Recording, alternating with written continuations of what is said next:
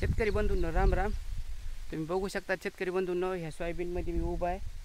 आज का नाही पोळ आहे आणि पोळ्याच्याच मुहूर्तावर इथं मी आईचं ठाण आहे देवीचं.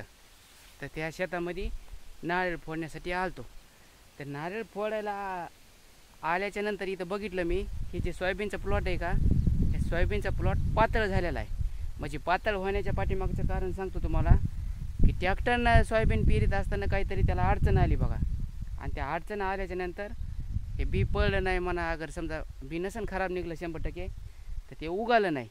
आता उगालं नाही याचा अर्थ बरेच शेतकरी बांधव काय म्हणते तर की सोयाबीन पातळ पाहिजे उत्पन्न वाढतं आहे. बरोबर आहे, सोयाबीन पातळ असल्यानंतर प्रत्येक त्याची एक एक काडी पोसती आणि पोसलेल्या काडीला जास्तीच्या फांद्या येऊन अतिरिक्त फांद्या येऊन त्याला शेंगा वाढत आहेत, ते बी बरोबर आहे.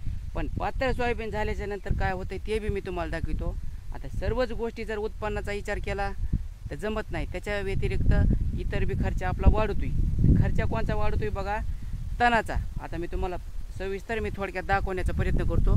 इथं तण किती वाढे आता बघू शकता. तर हे जे पातळ सोयाबीन आहे का, हे सोयाबीनमध्ये गवत उगाले बघा. ह्याला कोणती गवत म्हणते तर इतकं गवत उगाले म्हणतात की तुम्ही विचारूच नका पूर्णपणे. आणि त्या गवताला फवारणी भेटली, आपली सोयाबीनची फवारणी करतो का त्यावेळेस त्याला फवारणी भेटली, त्याला खत भेटला. खत कोणचा, एक तर फवारणी वाटत द्यायला खत. दुसरी गोष्ट आपण काय करतो तर सोयाबीन पेरताना एकरी 1 पोतं, कोणी 1.5 पोतं, कोणी 2 पोतं पेरतं आहे, त्याला बी ते खत भेटला. आता हे बी गवत तुम्हाला सांगतो, हे बी गवताला हे बघा, हे पूर्णपणे बी तयार आहे. आता ह्या रानामध्ये ऊस करायचा बघा. काय झाल्याच्या नंतर सोयाबीन झाल्याच्या नंतर आता ह्या रानामध्ये हे बी पाड्याच्या नंतर या ऊसामध्ये उगन का नाही, 100% उगत आहे. आता सोयाबीन काढताना ह्याचं तण नियंत्रण एक तर आताच केलं तर सोपं जाणार आहे. सोयाबीन काढल्यानंतर पूर्ण तण हे कापून त्याचे ढिगाची ढिगं पडत आहेत आणि पूर्ण ते ढिगाची ढिगं चवळ्याच्या सहाय्याने उचलून वावराच्या बाहेर काढावं लागतात. आणि जेव्हा आपण वावराच्या बाहेर काढू तेव्हाच आपल्याला रान पेरता येणार आहे. आणि कापून घेतल्यानंतर हे गवत तुम्ही कापून घेणार. कापून घेतल्यानंतर खाली ह्याचं धसकट आहे तसंच राहते. मग त्या धसकटामुळं किती पण आपल्याला त्याच्यामध्ये रुटर मारावं लागते.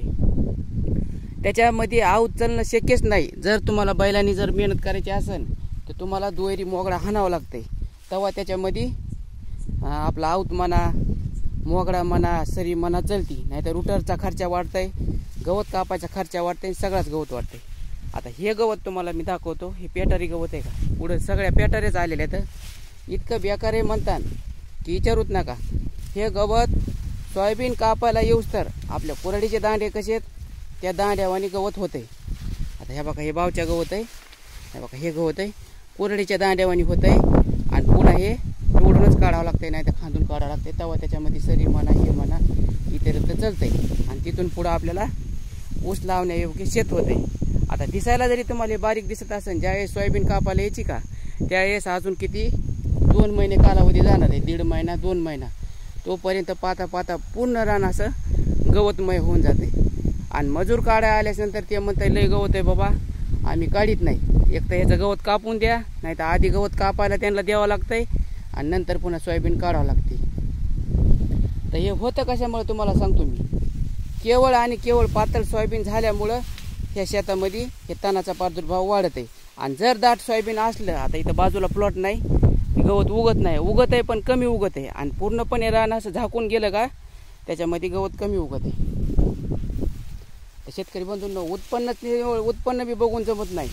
पुढचा बी गवताचा तणाचा ह्याचा विचार करावा लागतोय आणि त्या अनुषंगाने आपल्याला काम करावं लागत असतं. शेतकरी बंधूंनो, काय तुम्हाला सांगायचं तुमच्या लक्षात आलंच असेल. थांबतो आता, लवकरच अशी काही ना काही माहिती घेऊन भेटत राहू. तोपर्यंत धन्यवाद. राम राम.